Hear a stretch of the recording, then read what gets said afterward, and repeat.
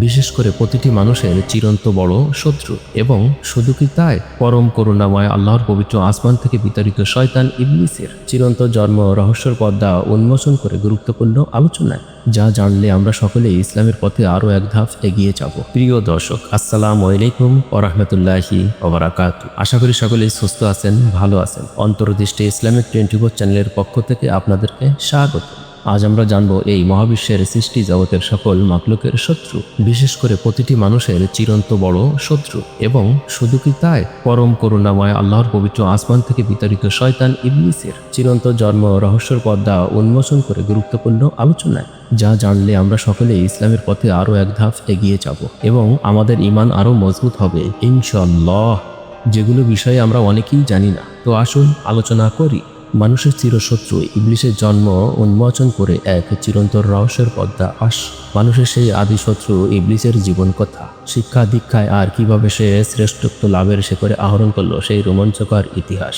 ইবলিস যে আদতে ছিল জিন জাতির সন্তান, কিন্তু তার হৃদয়টা ছিল আল্লাহর প্রতি গভীর ভালোবাসায় পরিপূর্ণ। আল্লাহর প্রতি তার একাগ্রতা ও নিষ্ঠা দেখে মনে হতো সে যেন একজন ফেরেশতা। ইবলিসকে দেখলেই মনে হতো যেন কোনো এক স্বর্গীয় দূত মানব রূপে নেমে আসছে। এতই সুদর্শন ছিল এই ইবলিস।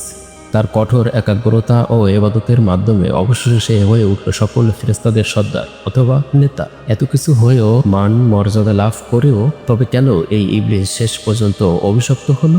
কি ছিল তার জন্মের রহস্য এবং কার কাছেও বা সে শিক্ষা লাভ করেছিল? আর কিভাবে সে পৃথিবীর মাটি থেকে আসমানের বাসিন্দা হয়েছিল এবং কেনই বা সে চিরতরে অভিশপ্ত হলো? এই চমৎকার কাহিনীটির আলোচনা জানতে অথবা শুনতে শেষ পর্যন্ত আমাদের সাথেই থাকুন। তবে হ্যাঁ, এখন পর্যন্ত আমাদের এই চ্যানেলটি যদি সাবস্ক্রাইব করে না থাকেন, তবে আপনাদের কাছে ছোট্ট একটি রিকোয়েস্ট, ভিডিওটিতে একটি লাইক দিয়ে চ্যানেলটি সাবস্ক্রাইব করে আমাদের সাথেই থাকুন। পরম করুণাময় আল্লাহ আমাদের প্রত্যেকের মনের আশা পূরণ করুন, আমিন।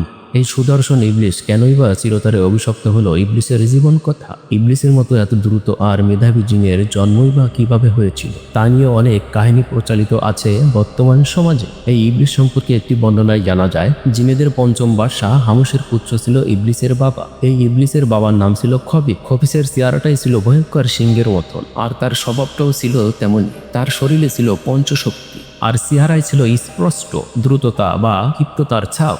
এই খবিস ছিল সকল পাপিষ্ঠ পাপাচার জিনেদের নয়নের মণি।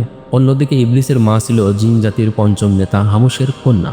অর্থাৎ এখানে সকলের বিষয়ে হামুস বলে উল্লেখ করা হচ্ছে এ কারণেই, কারণ জিনেদের সর্দার বা নেতা যেই হোক না কেন, তাকে হামুস বলে সম্বোধন করা হতো। সেজন্যই প্রত্যেক নেতাদের ক্ষেত্রে হামুস বলে উল্লেখ করা হয়েছে। তাই তো ইবলিসের মা পঞ্চম নেতা হামুসের কন্যা, নাম নিবলিস। অর্থাৎ ইবলিসের মায়ের নাম ছিল নিবলিস।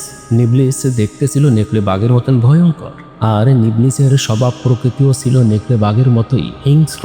তাই তো আগুনের থেকে সৃষ্টি খবিস ও নিবলিসের মিলনে জন্ম হয়েছিল ইবলিসের। তাই তো পিতা মাতা আর আগুনের মিশ্রিত প্রভাব ছিল ইবলিসের চরিত্রে। ইবলিসের বাবার একজন বন্ধু ছিল, যার নাম ছিল শারবুক, যে ছিল সর্বজ্ঞানে বিদ্যায় পারদর্শী। তাই তো খবিস তার পুত্র ইবলিসের শিক্ষা দীক্ষার ভার দেয় শারবুকের হাতে। ইবলিস ছিল খুবই মেধাবী এবং তার স্মৃতিশক্তি ছিল অসাধারণ। যে কোনো বিষয়ে একবার শুনলেই তার মুখস্থ হয়ে যেত। ইবলিসের এই মেধা দেখে শারবুক প্রায় খবিসকে বলতো, বন্ধু, তোর ছেলের মধ্যে আমি যে লক্ষণ দেখেছি, তাতে দেখে আমার মনে হয় সে ভবিষ্যতে একজন বিখ্যাত ব্যক্তিত্বে পরিণত হবে। আমার শিক্ষকতার জীবনে আমি 26 বছর ধরে অনেক ছাত্রদেরকে পড়িয়েছি, কিন্তু ইবলিসের মতো তৎক্ষণাৎ স্মৃতিশক্তি আর বুদ্ধি আমি আর কাউকে দেখিনি। তবে খবিসের বন্ধু শারবুক একথা বলতে গিয়ে তখন শারবুকের চোখে মুখে চিন্তার ছাপ স্পষ্ট হয়ে উঠত। তবুও শারবুক বিষণ্ণতার স্বরে বলতো, হে খবিস, একটি গভীর উদ্বেগের কথা আমি তোমাকে না বলে পারছি না। তোমার পুত্র ইবলিসের মেধা নিঃসন্দেহে প্রখর, অর্থাৎ জ্ঞানের কথা বলছেন, কিন্তু দুঃখের বিষয় হলো তোমার পুত্র ভয়ঙ্কর বেয়াদব। তার ব্যবহার বড়ই বেয়ারা ও অহংকারী এবং একঘেয়েমি, যেন তার অস্তিত্ব মিশেই আছে মজার সঙ্গে। এতই বেয়াদব। আমার ভয় হয় এই স্বভাবগুলো হয়তো একদিন তার উজ্জ্বল ভবিষ্যতের পথে এক কঠিন প্রাচীর হয়ে দাঁড়াবে। তখন খবিস বলল, আমি জানি না নিয়তি তার জন্য কি লিখে রেখেছেন, কিন্তু ইবলিসের ভাগ্য ছিল অন্যরকম। তবে এত বেয়াদব অহংকারী হয়েও ইবলিসের আসমানে আগমন কিভাবে ঘটেছিল, আসুন তা আমরা একটু জেনে দেখি। তখনও মানব জাতির পদচিহ্ন পড়েনি এই পৃথিবীতে। মানুষ সৃষ্টির আগে পৃথিবীতে শুধু জিন জাতিদের রাজত্ব ছিল, কিন্তু এই জিন জাতিরা ক্ষমতার মোহে অন্ধকার হয়ে তারা ভুলে গিয়েছিল স্রষ্টার প্রতি তাদের আনুগত্যর কথা, অর্থাৎ আল্লাহ পাক পরওয়ারদিগারকে তারা ভুলে গিয়েছিলেন। তারা আল্লাহর অবাধ্য হয়ে পৃথিবীকে পাপাচার আর অত্যাচারে ভরে তুলেছিল ও নষ্ট করছিল এই মহাবিশ্ব সৃষ্টি জগতের পবিত্রতা। এমন ঘোর দুর্দিনে পরম করুণাময় আল্লাহ তখন ফেরেশতাদের নির্দেশ দিলেন জিন জাতিদের ধ্বংস করে দিতে। তখন আল্লাহ তাআলার পক্ষ থেকে এই আদেশ পেয়ে ফেরেশতারা পৃথিবীতে এসে জিনদেরকে ধ্বংস করতে শুরু করল। তখন শুরু হলো এক পবিত্র অভিযান। পৃথিবীকে পরিশুদ্ধ করার এক নীরব সংগ্রাম চলছিল। ঠিক সেই সময়ে ইবলিস ছিল ছোট। তখন ফেরেশতাদের এই নীরব অভিযানের মুখে এক নিষ্পাপ শিশু ইবলিসের দেখা পেলেন ফেরেশতারা। সুদর্শন ইবলিসের মায়াবী মুখ আর উজ্জ্বল চাউনি দেখে মুহূর্তের মধ্যে ফেরেশতাদের হৃদয়ে মায়া মহব্বত স্নেহ ভরে উঠল। এই ছোট ইবলিসের কোমলতার প্রতি ফেরেশতাদের মায়া এমন গভীরে ছিল যে ফেরেশতারা এই নিষ্পাপ শিশু ইবলিসকে হত্যা করার কথা কিছুতেই ভাবতে পারলেন না। বরং তারা মায়া মহব্বতের মোহে পড়ে ব্যাকুল হয়ে সকল ফেরেশতারা আল্লাহ তাআলার কাছে আরজ করলেন এই ইবলিসের জন্য, হে প্রভু, এই নিষ্পাপ শিশুকে আমাদের কাছে রাখার অনুমতি দিন। এত সুন্দর সুদর্শন ইবলিস, আমরা ওকে আমাদের তত্ত্বাবধানে লালন পালন করতে চাই। ফেরেশতাদের বিশুদ্ধ হৃদয়ের আকুল আবেদনে পরম করুণাময় সাড়া দিলেন এবং মহান আল্লাহ মুস্কি হেসে তাদের প্রার্থনা মঞ্জুর করলেন। তখন যেন তার সমাধিতে লেখা হলো এক নতুন অধ্যায়ন। ফেরেশতা, জিন ও মানুষকে নিয়ে শুরু হলো পরম করুণাময় আল্লাহ তাআলার এক নতুন পরিচালনা। তখন অনুমতি পেয়ে ফেরেশতারা ইবলিসকে নিয়ে আসমানের দিকে রওনা হলেন। প্রথম আসমানে তারা ইবলিসকে তাদের স্বভাব অনুযায়ী আল্লাহর ইবাদত বন্দেগীর নিয়ম কানুন শেখালেন। তখন ইবলিস খুব সহজেই সবকিছু এক মুহূর্তেই শিখে নিলেন। এভাবেই চলতে লাগলেন এবং দীর্ঘ 1000 বছর ধরে প্রথম আসমানে নিখুঁতভাবে আল্লাহর ইবাদত করলেন এই ইবলিস। তখন ইবলিসের ইবাদতের একাগ্রতা দেখে ফেরেশতারা অবাক হয়ে বলতে লাগলো, আমরা তো শুধু ফেরেশতা জাতি, আল্লাহ তাআলা শুধু ইবাদতের জন্যই আমাদেরকে সৃষ্টি করেছেন, এই ইবাদতেই আমাদের সবকিছু। কিন্তু ইবলিস আমাদের কাছে ইবাদতের নিয়ম কারণ শিখে যেভাবে আল্লাহর ইবাদত করছে, ও ফেরেশতারা এও বললেন, ইবলিসের ইবাদতের তুলনায় আমাদের ইবাদত কিছুই না। ফেরেশতারা বলছে, মনে হচ্ছে ইবলিসের কাছ থেকে আমাদের অনেক কিছু শেখার আছে। ফেরেশতারা ইবলিসের ইবাদত বন্দিগি দেখে মুগ্ধ হয়ে তার নাম রাখলেন আবেদ। তখন ফেরেশতারা ইবলিসের ইবাদত বন্দিগিতে মুগ্ধ হয়ে আল্লাহ তাআলার কাছে আবেদন জানালেন, হে দয়াময় প্রভু, এই ইবলিসকে দ্বিতীয় আসমানে আমাদের কাছে রাখার জন্য। তখন আল্লাহ পাক পরওয়ারদিগার ফেরেশতাদের আবেদন মঞ্জুর করলেন। ইবলিস প্রথম আসমানে 1000 বছর ইবাদতের পর দ্বিতীয় আসমানের ফেরেশতারা তাকে আদর করে নিজেদের কাছে নিয়ে গেলেন। সেখানে যেতেই ইবলিস আগের চেয়ে আরো বেশি ইবাদতে মগ্ন হয়ে গেল। এই আসমানের ফেরেশতারা তার ইবাদত দেখে ধন্য ধন্য করতে লাগলো এবং এই দ্বিতীয় আসমানের ফেরেশতারা তার নাম রাখলো জাহেদ। এভাবে ফেরেশতাদের মন জয় করে ইবলিস এক এক করে 7 আসমানে পাড়ি দিলেন এবং এই ইবলিস প্রতিটি আসমানে 1000 বছর করে ইবাদত করল। তখন পুরো ফেরেশতা জাতি তার প্রশংসায় আল্লাহ তাআলার কাছে পঞ্চমুখী হয়ে উঠল।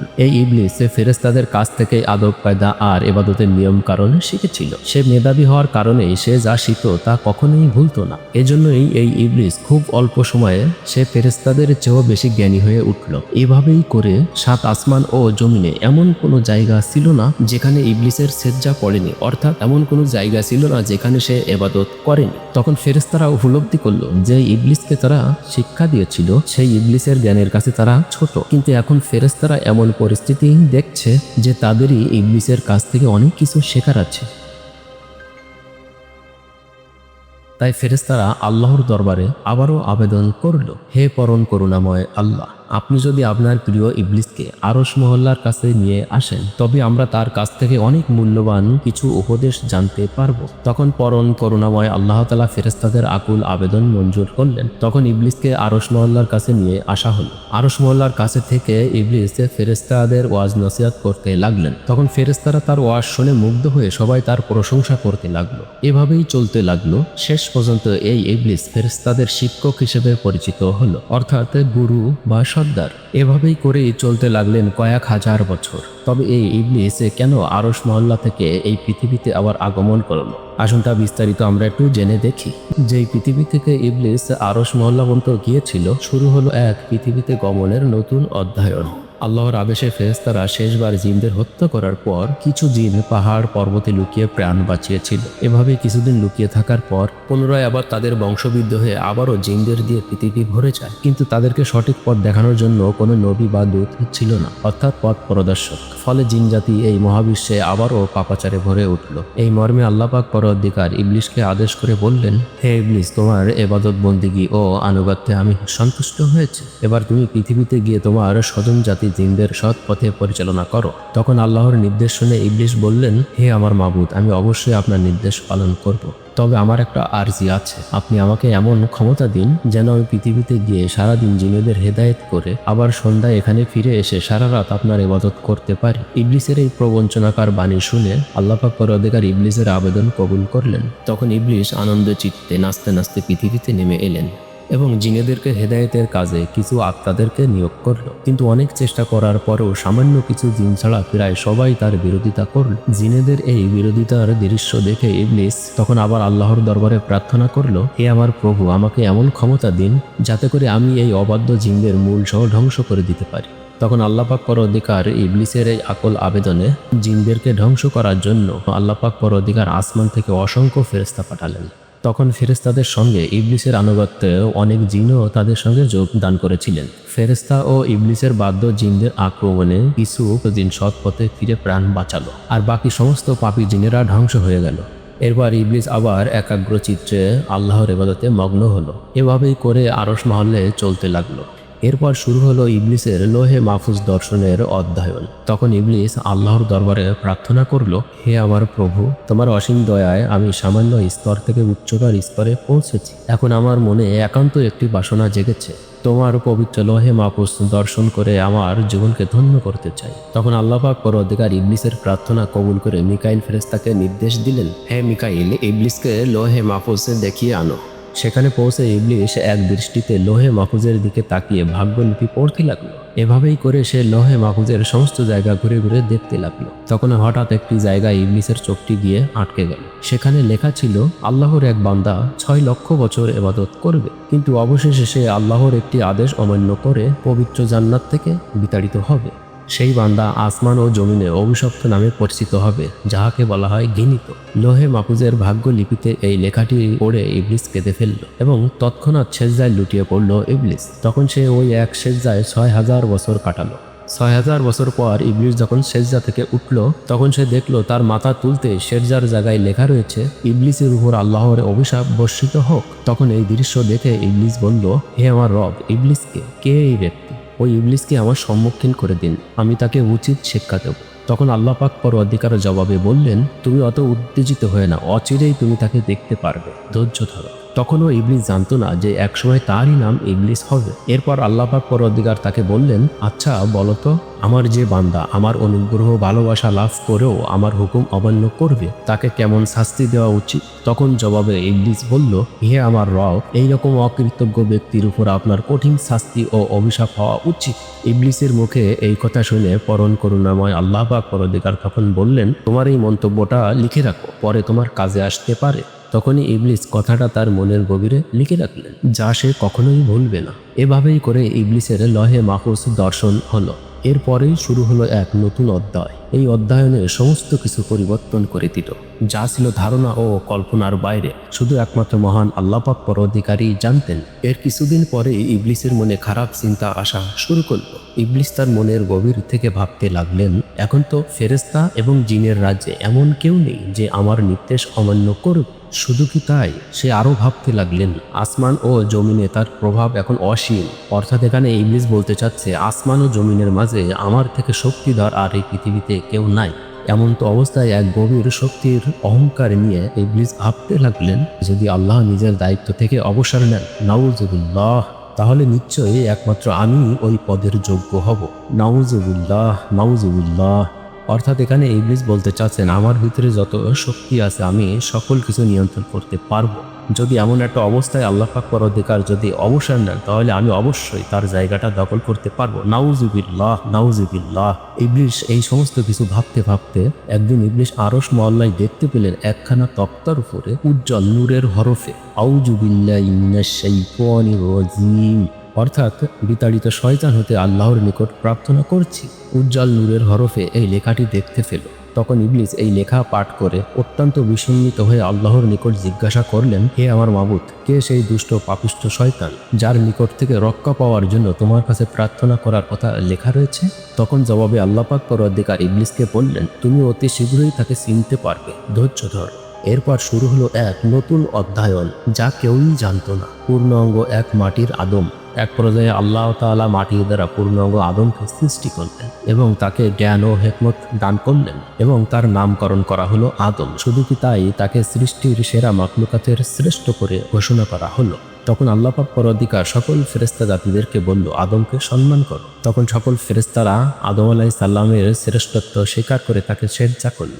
আদম আলাইহিস সালামের প্রতি সর্বোচ্চ সম্মান প্রদর্শন করা হলো। সকল ফেরেশতা জাতি আদমকে সম্মান করলেন, কিন্তু ইবলিস আদম আলাইহিস সালামের শ্রেষ্ঠত্ব কিছুতেই মেনে নিতে পারছিল না। সে অস্বীকার করল, না, আমি তাকে মানি না। তখন আল্লাহ পাক পরওয়ারদিগার ইবলিসকে উদ্দেশ্য করে বললেন, কেন তুমি মানো না? তখন ইবলিস উত্তরে বললেন, আমি হয়েছি আগুনের তৈরি এবং সমস্ত ফেরেশতা জাতির সর্দার, আর এই আদম হয়েছে ক্ষুদ্র নগণ্য মাটি দিয়ে তৈরি। সে আমার থেকে অনেক ছোট, আমি তাকে কিছুতেই মানতে পারি না, আমার থেকে শ্রেষ্ঠত্ব ঘোষণা করতে পারি না। ইবলিসের মুখে এই কথা শুনে তখন আল্লাহ পাক পরওয়ারদিগার বললেন, তুমি এই মুহূর্তে আরশ মহল্লা থেকে বের হয়ে যাও, তোমাকে জমিনে অভিশপ্ত করা হলো, কিয়ামত পর্যন্ত তোমার উপরে অভিশাপ রইল। যা ইবলিস শয়তান, দূর হয়ে যা। আল্লাহ তাআলার মুখে এই ইবলিস শয়তানের কথা শুনে তার মনে পড়ে গেল যে আরশ মহল্লায় লেখা ছিল যে ইবলিসের কথা, আমি তাহলে সেই ইবলিস। তখন তার সমস্ত কিছু স্মরণে আসলো। তখন সে অভিশপ্ত হয়ে সারা জীবনের জন্য দুনিয়ায় নেমে পড়ল, আর কখনোই সে আরশ মহল্লায় যেতে পারবে না। তার সীমাবদ্ধ গণ্ডি এই দুনিয়ার ভিতরে। মহান আল্লাহ পাক পরওয়ারদিগার সর্বদা প্রস্তুত সকল মাখলুকাতের মঙ্গলের জন্য। প্রিয় দর্শক, এতক্ষণ ধরে আমরা ইবলিসের জন্ম, শিক্ষা, আসমানে গমন এবং ফেরেশতাদের সর্দার হয়ে ওঠা আলোচনায় জানলাম, কিন্তু সেই পরম জ্ঞানী ও সেই একানিষ্ঠ ইবাদতকারী কিভাবে নিজের অহংকারের কাছে পরাজিত হয়ে স্রষ্টার নির্দেশ অমান্য করল, আর কেনই বা সে চিরকালের জন্য অভিশপ্ত হলো। এই ঘটনার গভীরে লুকানো আছে আমাদের জন্য অনেক মূল্যবান শিক্ষা। এই ইবলিসের এই ঘটনা থেকে আমাদের অনেক কিছু শেখার আছে। পরম করুণাময় আল্লাহ তাআলা যেন আমাদের সেই শিক্ষা গ্রহণের সুযোগ দেন। আমাদের প্রত্যেকের হৃদয়কে সেই জ্ঞান অর্জনের জন্য উন্মুক্ত করুন, যাতে করে আমরা ইসলামের পথে আমল আখলাক নিয়ে সত্য পথে অবিচল থাকতে পারি। পরম করুণাময় আল্লাহ ইসলামিক জ্ঞান অর্জন তৌফিক দান করুন, আমিন। প্রিয় দর্শক, এতক্ষণ আপনারা যেখান থেকে দেখছিলেন অথবা শুনছিলেন, আমাদের আজকের পরিবেশনায় অন্তর্দৃষ্টি ইসলামিক 24 চ্যানেলের পক্ষ থেকে সত্য প্রকাশে বিস্ময়কর ঘটনা। আশা করি আজকের ঘটনাটি আপনাদের অনেক ভালো লেগেছে এবং জীবনের সঠিক পথ চলার জন্য কিছু গুরুত্বপূর্ণ কথা জানতে পেরেছেন। এই ছিল আমাদের আজকের আলোচনায়। মানুষ হিসেবে কথা বলতে গিয়ে যদি কোনো ভুল ভ্রান্তি বেয়াদবি হয়ে থাকে, তবে অবশ্যই আপনারা আমাকে ক্ষমার দৃষ্টিতে দেখবেন। আপনাদের উৎসাহ এবং ভালোবাসা আমাদের পথ চলার অনুপ্রেরণা জাগায়। আমরা সর্বদাই চেষ্টা করি আপনাদের জন্য সুন্দর ও শিক্ষণীয় মূল্যবান কিছু বিষয় নিয়ে আলোচনায় আসতে, যা আপনাদের জীবনকে আলোকিত করবে। আমাদের এই প্রচেষ্টা যদি আপনাদের ভালো লেগে থাকে, তবে অবশ্যই আমাদের অন্তর্দৃষ্টি ইসলামিক 24 চ্যানেলটি সাবস্ক্রাইব করবেন এবং লাইক ও শেয়ার করতে ভুলবেন না, যাতে এই মূল্যবান বার্তা আরও অনেকের কাছে পৌঁছে যায়। আপনাদের মূল্যবান শেয়ারে আপনাদের একটি লাইক, একটি শেয়ার এবং একটি সাবস্ক্রাইব অনেক মূল্যবান, যা আমাদের আরও ভালো কাজ করতে উৎসাহিত করবে। আমাদের সাথে থাকার জন্য অসংখ্য ধন্যবাদ। আশা করি খুবই শীঘ্রই নতুন কোনো শিক্ষণীয় বিষয় নিয়ে আপনাদের সামনে হাজির হব ইনশাআল্লাহ, যা আপনাদের জীবনকে আরও আলোকিত করবে।